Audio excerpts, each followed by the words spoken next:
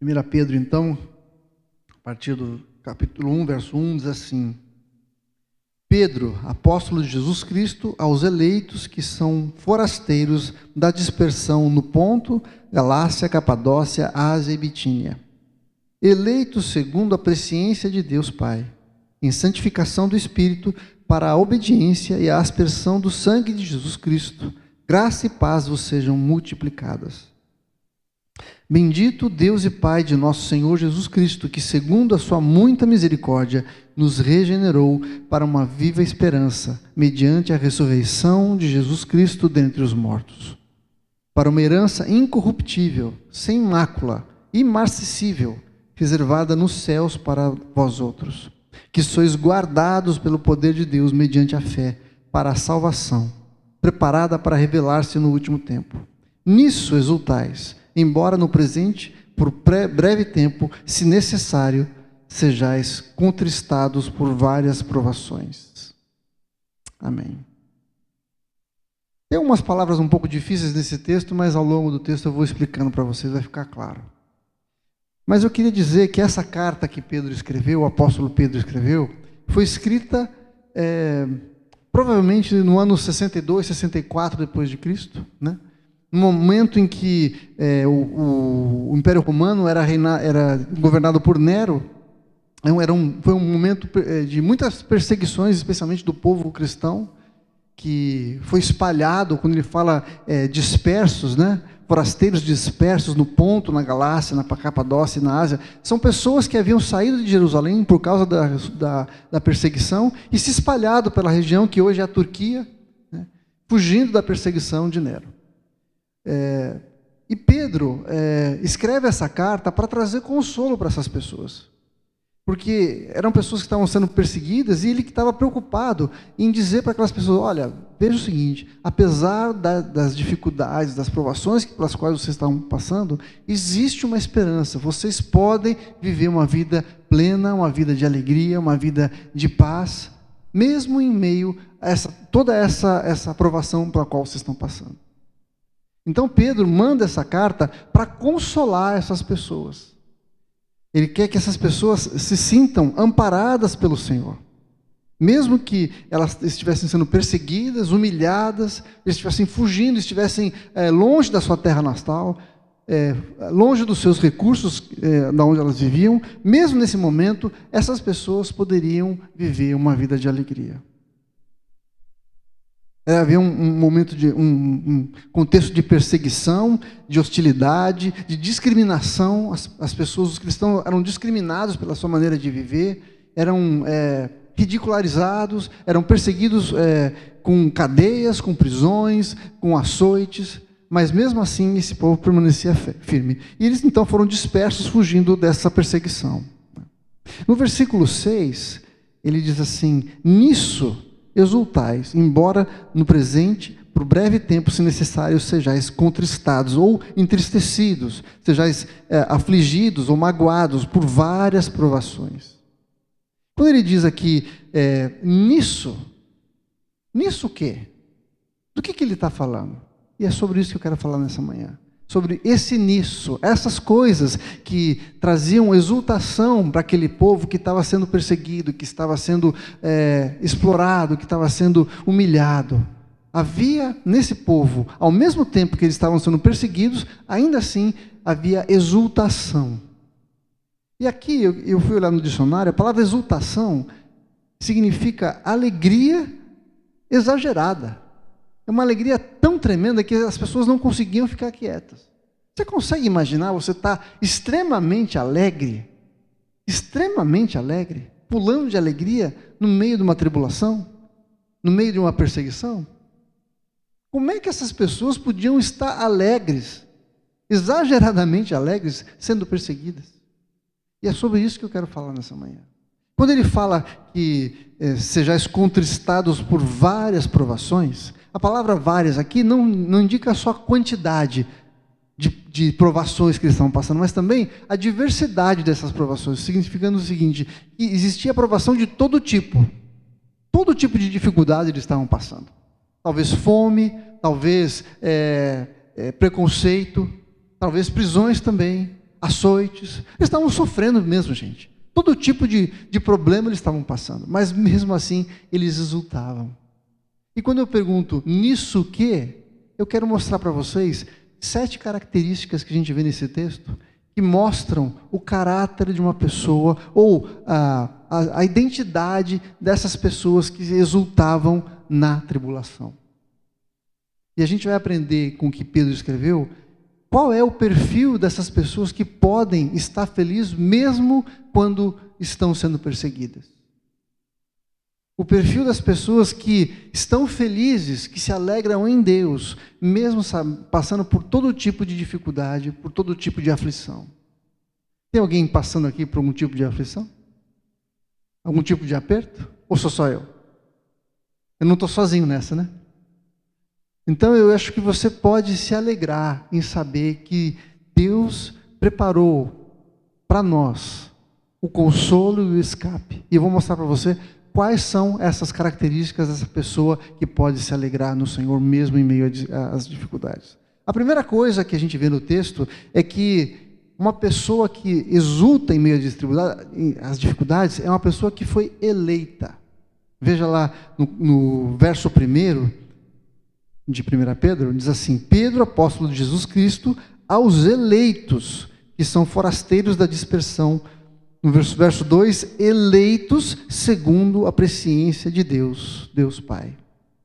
O que é eleito, gente? É uma pessoa eleita. É uma pessoa que foi escolhida. Alguém que foi escolhido. No meio de uma série de pessoas, alguém foi lá e pensou uma pessoa para um propósito. E a gente vê aqui que os eleitos têm um propósito muito claro. Essa eleição mostra que a gente não é um acaso, a gente não é um acidente, que a gente não está aqui porque nossos pais nos fecundaram e a gente nasceu por acaso, que a gente não foi planejado. Não, nós fomos planejados, nós temos um propósito. Deus nos escolheu.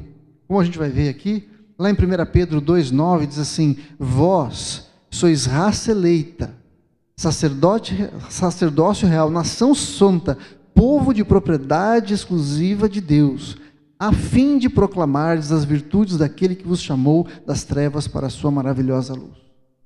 Sabe, nós fomos eleitos e escolhidos por Deus com um propósito. Qual que é o nosso propósito? Falar das maravilhas do Senhor, falar das virtudes daquele que nos chamou das trevas para a sua maravilhosa luz. Você foi chamado com um propósito, você não está aqui por acaso. Tudo que você tem, as suas experiências, a história da sua vida, não é um acidente, não foi um erro. As coisas que aconteceram com você não é porque deu errado. Não, porque Deus tinha um propósito de usar as suas experiências, aquilo que você é, aonde você nasceu, aquilo que você viveu, com um propósito de manifestar as virtudes do Senhor. Mostrar para as pessoas quem Deus é. Deus escolhe pessoas diferentes, com histórias diferentes, para mostrar aspectos diferentes da sua graça e bondade. Eu experimentei a bondade de Deus de uma maneira, e eu vou refletir isso para as pessoas. Só que o Natanael teve outra experiência, e essas experiências vão mostrar a bondade, a sabedoria, a justiça e o cuidado de Deus de uma outra maneira, que vão ser perfeitamente inteligíveis por pessoas que eu não tenho acesso. Percebe? Então cada um de nós é como se fosse uma peça que vai se encaixar direitinho com as necessidades de pessoas que eu não tenho acesso. Eu acesso a algumas pessoas, o Natanael acessa a outras pessoas, a Paola tem acesso a outras pessoas, de modo que a multiforme graça do Senhor seja conhecida por todas as pessoas. Então, quando nós entendemos que nós somos eleitos, que nós temos um propósito, que nós somos escolhidos pelo Senhor, nós podemos exultar. Efésios capítulo 1, versos 4 e 5 diz assim: assim como nos escolheu, Deus nos escolheu em Jesus, antes da fundação do mundo, para sermos santos e irrepreensíveis perante Ele em amor, e nos predestinou para Ele, para a adoção de filhos, por meio de Jesus Cristo, segundo a bondade da sua vontade. Nós fomos escolhidos desde a fundação do mundo. O Senhor pensa em nós desde a fundação do mundo. Ele já conhece todos os seus dias. Deus te planejou, Ele te formou como alguém que escreve uma poesia. Alguém que escreve uma poesia não simplesmente senta e sai escrevendo. Ele pensa nas rimas, pensa nas ideias, nas metáforas, com o cuidado. Da mesma maneira, o Senhor pensou na sua vida, como você iria ser formado, Ele iria escrever a história da sua vida de modo que você tivesse um propósito muito claro. Então, a primeira coisa que a gente vê nesse texto é que nós somos eleitos pelo Senhor. Pessoas que se alegram em Deus em meio às tribulações, entendem que foram eleitas, foram escolhidas. Efésios 2:10 diz: nós somos feitura dele, criados em Cristo Jesus para as boas obras, as quais Deus de antemão preparou para que andássemos nelas. Você entende que ser eleito é um privilégio? Que Deus pensou em você, amou você, escreveu os seus dias, desenhou você do jeito que você é, para o propósito dele. A gente pode se alegrar com o que nós somos hoje, e eu quero te exortar a se alegrar com aquilo que o Senhor já fez na sua vida, porque aquilo que você é hoje pode e vai ser usado para a glória dele. Você tem um papel fundamental na história de Deus para esse mundo. Você tem um papel a cumprir. A segunda coisa que a gente vê é que essas pessoas são forasteiras. Também no verso 1 diz assim: Pedro, apóstolo de Jesus Cristo, aos eleitos que são forasteiros na dispersão. O que é um forasteiro? Forasteiro é uma pessoa que não é da região, está passando. É alguém que está visitando, alguém que está de passagem. Um forasteiro não tem interesse em se tornar um residente onde ele está. Um forasteiro tem outra cultura, tem outros valores. Um forasteiro é identificado porque ele age diferente. Ele tem um sotaque diferente. Ele tem cultura diferente. Ele tem jeito e trejeito diferente da que é a comunidade onde ele está. Um forasteiro é facilmente identificado porque ele não se encaixa perfeitamente onde ele está.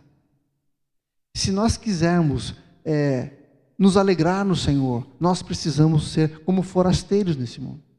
A gente não pode se envolver com as coisas desse mundo. Não pode ter o desejo de fincar raízes aqui, porque nós não somos daqui. Nós estamos de passagem. A gente não pode ter vínculo com este lugar.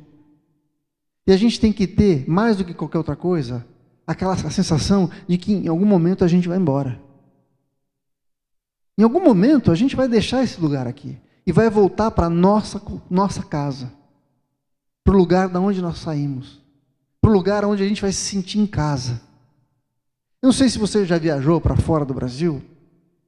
Eu adoro viajar, gosto demais de viajar. Mas toda vez que você vai para um outro lugar, para um outro país, você é o estrangeiro. Você não sabe como as coisas funcionam, as pessoas muitas vezes te olham diferente, porque você fala diferente, você tem um sotaque diferente, a gente tem costumes diferentes, não é assim? Você não sabe como você tem que se comportar, você não sabe qual que é a regra daquele lugar, e a gente fica de certa forma desconfortável. Agora, quando você volta para casa, por pior que seja, você fala assim: ufa, aqui eu sei como é que funcionam as coisas. Aqui eu sei como é que é quando alguém vem falar comigo. Eu sei como é que eu posso responder. Eu estou em casa, eu estou na minha casa. Então o forasteiro tem que ter esse sentimento de que vai voltar para casa, de que aqui, por melhor que seja, não é o meu lugar. Aqui não é o lugar onde eu me sinto à vontade, porque a cultura não é minha, porque os modos não são os meus, os valores não são os mesmos que os meus. Uma pessoa que vai viver uma vida de exultar, de alegria, mesmo em meio às dificuldades, é uma pessoa que não finca raízes neste mundo, porque nós não somos daqui, nós somos forasteiros. Lá em 1 Pedro também, capítulo 2, versos 11 e 12, diz assim: Amados, eu exorto vocês como peregrinos, como forasteiros que vocês são, a vos absterdes das paixões carnais que fazem guerra contra a alma, mantendo exemplar o vosso procedimento no meio dos gentios, para que naquilo que falam contra vós outros, como de malfeitores, observando as suas boas obras, glorifiquem a Deus no dia da visitação. O que ele está falando aqui? Gente, vocês não são daqui, então não se envolvam, guarda a vida de vocês das paixões carnais que esse povo tem, que o ambiente que vocês estão influenciam, né? Que fazem guerra contra a sua alma. E de modo que as pessoas, ao olharem para vocês, possam ver o poder de Deus, possam glorificar a Deus, vendo aquilo que vocês fazem, como vocês amam a Deus, como vocês servem a Deus. Sejam de fato forasteiros, sejam de fato pessoas diferentes, que não estão fazendo as coisas do jeito que o povo daqui faz. Então, gente, ser forasteiro significa que a gente não cria raízes, que a gente tem aquele desejo de voltar para casa, de se sentir à vontade em casa. Se a gente estiver muito confortável aqui, tem alguma coisa errada. Se você não se sente desconfortável com tudo que está acontecendo, com a maldade do mundo, com a crueldade, com a revolta contra Deus, contra as coisas que as pessoas fazem, que envergonham, que ofendem ao Senhor, se a gente está confortável com isso, alguma coisa está errada. Nós estamos nos tornando como que residentes desse lugar, quando nós deveríamos nos sentir forasteiros, ter o desejo de voltar para casa. É isso que vai determinar a nossa alegria em meio às dificuldades. Terceira característica dessas pessoas é que elas são obedientes. Veja, no verso 2 diz assim: eleitos segundo a presciência de Deus Pai, em santificação do Espírito, para a obediência. Para a obediência. Nós somos chamados para sermos obedientes à palavra do Senhor, a fazermos as coisas do jeito de Jesus, do jeito que Ele ensinou o seu povo a fazer. Lá em João capítulo 14, verso 21, diz assim: aquele que tem os meus mandamentos e os guarda, esse é o que me ama, e aquele que me ama será amado por meu Pai, e eu também o amarei e me manifestarei a Ele. Amar a Deus significa obedecer os seus mandamentos. Em João 10, versos 27 e 28 diz assim: as minhas ovelhas ouvem a minha voz, eu as conheço e elas me seguem. Elas fazem as coisas do jeito que eu faço. Para onde eu vou, as minhas ovelhas vêm atrás de mim. Elas têm em mim um modelo de vida. E no verso 28 diz assim: eu lhes dou a vida eterna, jamais perecerão, ninguém as arrebatará da minha mão. Ninguém vai nos tirar das mãos do Senhor. Por quê? Porque nós somos ovelhas que andam com Jesus, que obedecem a sua voz, que fazem as coisas do jeito dele. Então, gente, obediência nos garante segurança. Quando somos obedientes à voz do Senhor, o Senhor diz que ninguém vai nos arrebatar das mãos dele. Você percebe o quanto nós estamos seguros quando somos obedientes? É uma promessa de Jesus: ninguém vai tirar vocês da minha mão. Vocês estão seguros comigo na medida em que vocês andarem por onde eu ando, fizerem as coisas do jeito que eu faço. Então, para que a gente possa experimentar alegria, exultação, uma alegria exagerada, descabida, a gente precisa andar em obediência ao Senhor. Andar com Ele, perto dEle. Quando Jesus falou assim: vinde, os que estão cansados e sobrecarregados, e eu vos aliviarei, tomai sobre vós o meu jugo. O jugo é aquela peça que vai no pescoço do animal, de modo que os animais andem juntos. Jesus nos chama a tomar o jugo com Ele. Isso significa que eu vou andar para onde Ele vai. Quando eu coloco sobre mim o jugo de Jesus, eu paro de escolher para onde eu vou. Eu paro de fazer as coisas do meu jeito, eu paro de fazer a minha vontade, e começo a andar com Jesus, fazer as coisas do jeito dEle. Para onde Ele vai, eu vou junto. Eu não corro o risco de me perder, porque eu estou preso ao Senhor. Percebe? A segurança que nós temos em obedecer ao Senhor. É isso, essa segurança que faz com que a gente esteja alegres, exageradamente alegres, mesmo passando por dificuldades, porque eu estou atrelado ao Senhor. A quarta coisa que identifica alguém que é feliz é que nós somos regenerados, ou nós somos nascidos de novo. Versículo 3 diz assim: bendito Deus e Pai de nosso Senhor Jesus Cristo, que segundo a sua muita misericórdia nos regenerou para uma viva esperança mediante a ressurreição de Jesus Cristo dentre os mortos. Nós nascemos de novo, nós temos um novo nascimento, um novo DNA que foi colocado em nós. Certa vez, um fariseu chamado Nicodemos chegou para Jesus, uma pessoa importante, chegou para Jesus para tentar entender qual que era o caminho, o que ele tinha que fazer. E Jesus falou assim: olha, Nicodemos, você é uma pessoa que conhece a palavra, conhece as leis, você ensina as pessoas, mas eu vou te dizer uma coisa: ninguém pode ver o reino dos céus se não nascer de novo. Você precisa ter um novo nascimento. Você precisa depender do nascimento que vem do Senhor, de Deus. Experimentar o reino de Deus não é pelo que você faz, não é pelo que você conquistou, não é pela sua capacidade, Nicodemos, não é pela posição que você tem. Provavelmente Nicodemos era uma pessoa rica, era um homem muito bem sucedido, era um homem com muito conhecimento, com muita moral entre as pessoas com quem ele convivia. Mas Jesus falou assim: nada disso aí vai levar você a experimentar e viver o reino de Deus. Você precisa nascer de novo. Você precisa começar do zero para que você experimente o reino de Deus. Ninguém nasce pela sua própria vontade, não é isso? Ninguém faz força para nascer. Vou nascer. Vou escolher onde eu vou nascer. Não, isso é graça do Senhor. O nascimento depende daquele que nos gerou, daquele que nos nutriu, que nos gestou, não é isso? Então não existe mérito nenhum em nós quando nós nascemos. Mas uma outra coisa importante que a gente precisa entender é que uma criança, quando nasce, ela nasce com todo o potencial para se tornar um adulto, com todas as habilidades de uma pessoa adulta. O raciocínio, a força, o conhecimento, o entendimento. Mas quando ela nasce, ela não tem nada disso, não é assim? Um bebê é completamente dependente. Ela não tem as habilidades para fazer aquilo que ela quer. Mas ela tem dentro dela coisas que podem ser desenvolvidas para quando ela seja adulta, ela possa ser um adulto cheio de habilidades, cheio de capacidade. A mesma coisa conosco.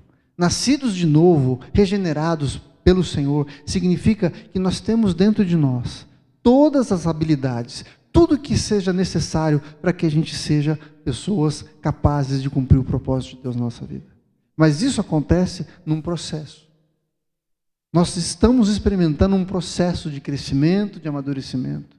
As coisas não acontecem da noite para o dia. Como seria bom, né, se a gente tomasse um comprimido hoje e amanhã acordasse super crente, super capaz, livre de todos os nossos pecados, livre de todos os nossos traumas, daquelas coisas que nos perseguem há tantos anos, livre daquelas coisas que nos prendem. Mas não é assim que acontece.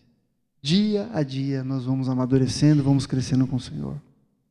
Provérbios 4:18 diz assim: mas a vereda do justo é como a luz da aurora, que vai brilhando mais e mais até ser dia perfeito. A luz da aurora começa bem como um raiozinho de sol. Está tudo escuro ainda, mas você sabe que vai amanhecer, porque tem aquele fiozinho de luz. Assim é a nossa vida. Mas à medida que nós vamos caminhando com o Senhor, o dia vai ficando cada vez mais claro, até que o sol esteja em meio-dia e não tenha mais sombra nenhuma. Entende? Esse é o propósito de Deus para a nossa vida. Que nós, à medida que nós recebemos esse novo nascimento, essa nova identidade, esse novo DNA de Deus em nós, nos desenvolvamos para ser quem o Senhor nos chamou para ser.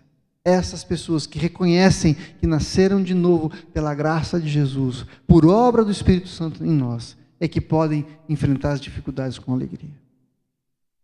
Em quinto lugar, essas pessoas têm uma herança, são herdeiros de Deus. O verso 3 diz assim, verso 3 e 4, bendito Deus e Pai do nosso Senhor Jesus Cristo, que segundo a sua muita misericórdia nos regenerou para uma viva esperança, mediante a ressurreição de Cristo dentre os mortos, para uma herança incorruptível, sem mácula, imarcessível, reservada nos céus para vós outros. Alguém sabe o que é imarcessível? Não, né? Também não sabia. Imarcessível é que não perde a glória, que não perde o brilho, que não desvanece, que continua brilhando, continua bonito, continua tendo valor. A herança que nós temos em Jesus, em Deus, é uma herança que não se contamina com nada. É incorruptível, que está guardada nos céus para nós. Nós precisamos lembrar que nós temos uma herança em Deus, dada por Deus. Nós temos recursos que o Senhor nos outorgou, que Ele nos deu pela sua bondade e graça, guardadas no céu.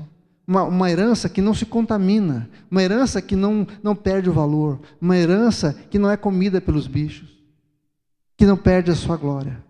Algo que está reservado por Deus para nós. Isso nos dá segurança de que nós temos um lugar com o Senhor. E quando a gente entende que nós somos herdeiros, que existe alguma coisa reservada para nós, isso nos garante a alegria de saber que estamos guardados no Senhor. Não importa o que vai nos acontecer, nós temos um lugar para onde nós vamos. Nós temos uma herança esperando para que nós possamos recebê-la.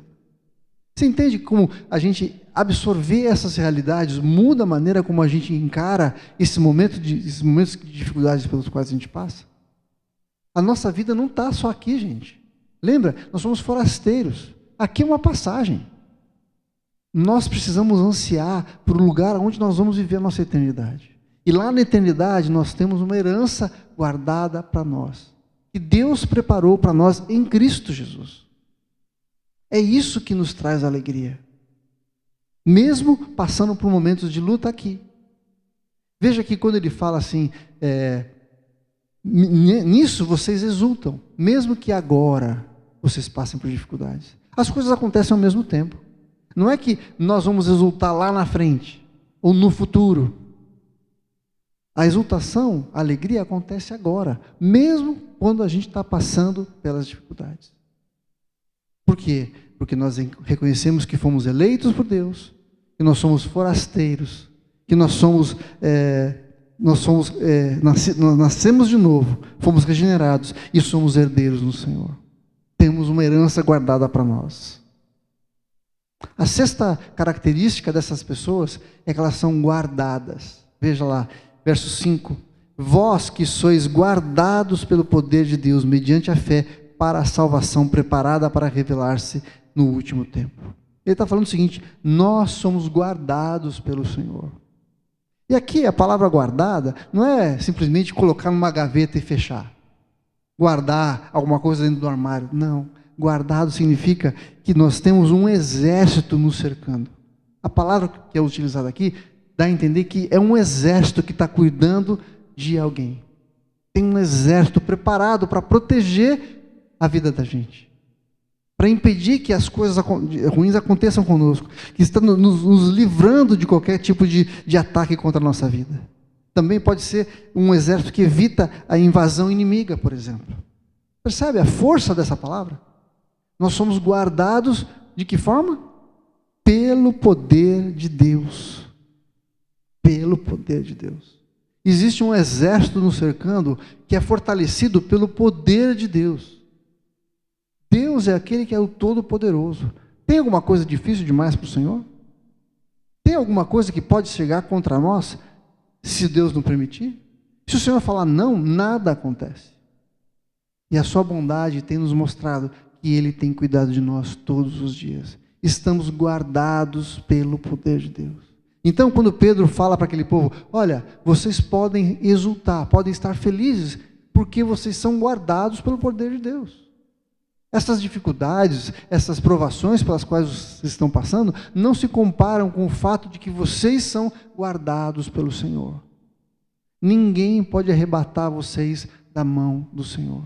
Ninguém pode separar vocês do amor de Deus. Estarmos guardados no Senhor é que nos traz alegria.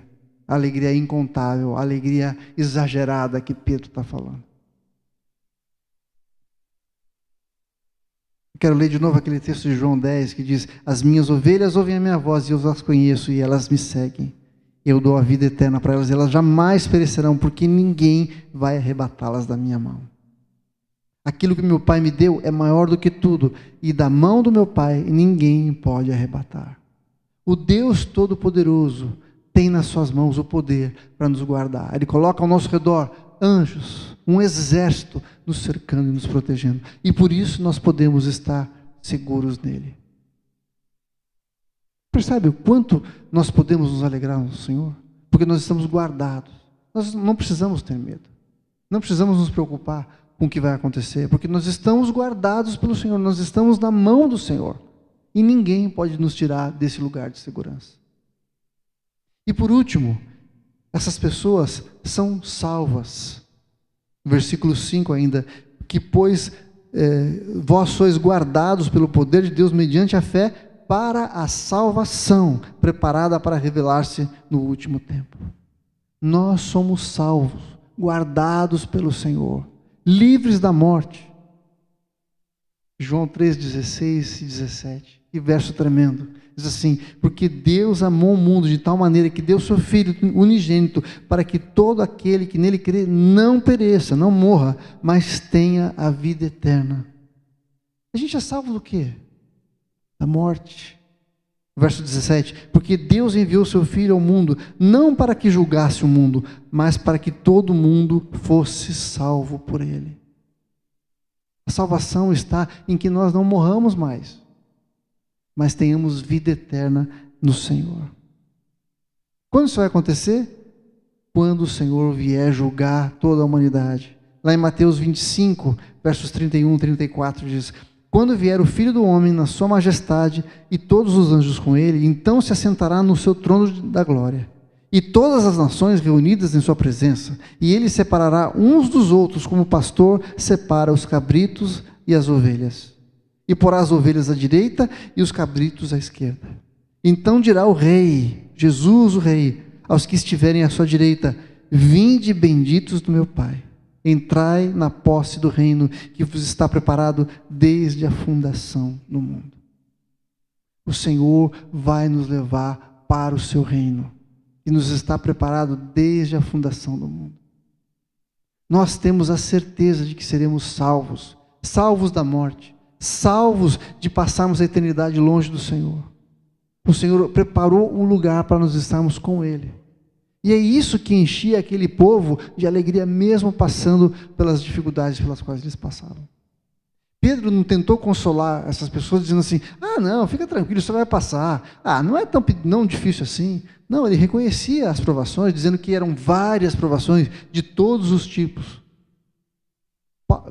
Pedro não minimizava o sofrimento daquelas pessoas, mas ele apontava para características dessas pessoas que levavam essas pessoas a serem absolutamente felizes, alegres. Essas pessoas tinham uma esperança, gente, que era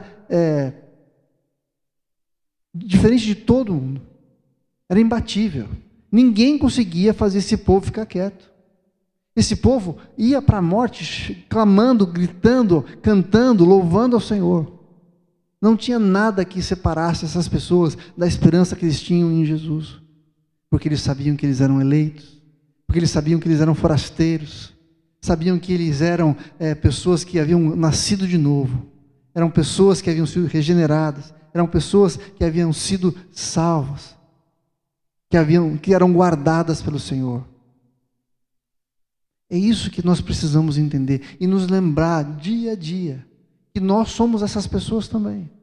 Nós somos como aquelas pessoas para quem Pedro escreveu. Na verdade, ele escreveu para nós também.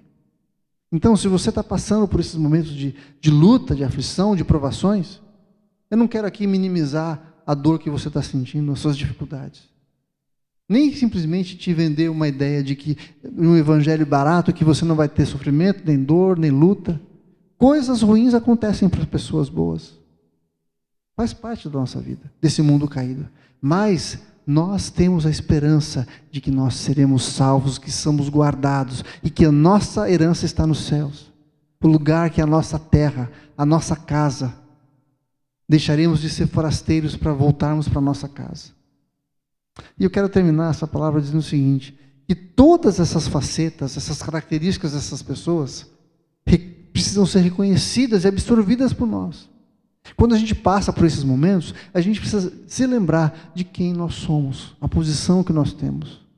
Essas 7 características precisam estar guardadas no nosso coração. Sabe? A gente não pode esquecer que nós temos uma herança, que nós somos forasteiros, que nós somos regenerados, que fomos salvos e estamos guardados pelo Senhor.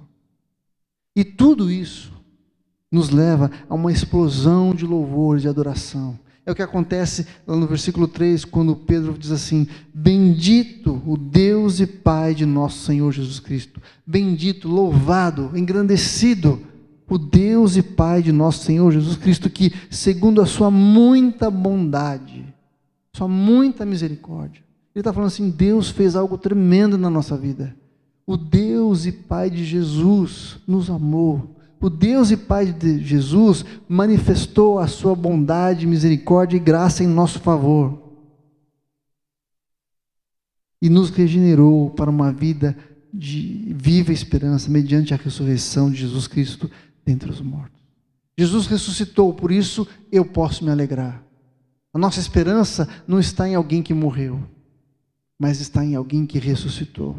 Isso significa que as suas promessas são verdadeiras. Ele disse que iria ressuscitar e ele ressuscitou. Portanto, todas as suas promessas para nós, de que ele viria nos buscar, que ele iria guardar um lugar para nós, que ele iria nos guardar, nos proteger, continuam valendo e ele é fiel para cumprir cada uma delas.